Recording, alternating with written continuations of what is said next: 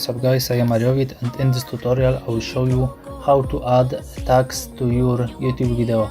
I will show you how to do it, so you may leave like, subscribe and share to others. Okay, so to do it you need to go to the YouTube Studio, but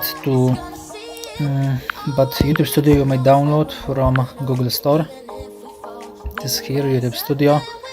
And now later, when you do it, click on the YouTube Studio, you log in here. Use official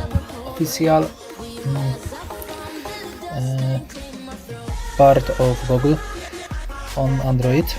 And now on the phone, now you choose a video which you want, to which you want to add tags.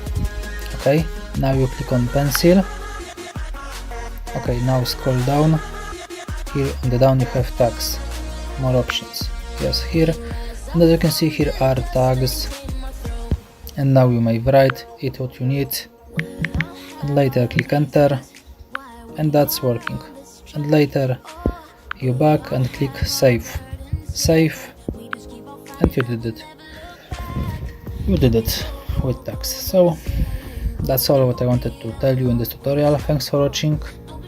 You may leave like, subscribe, share to others, and see you next time. Bye bye.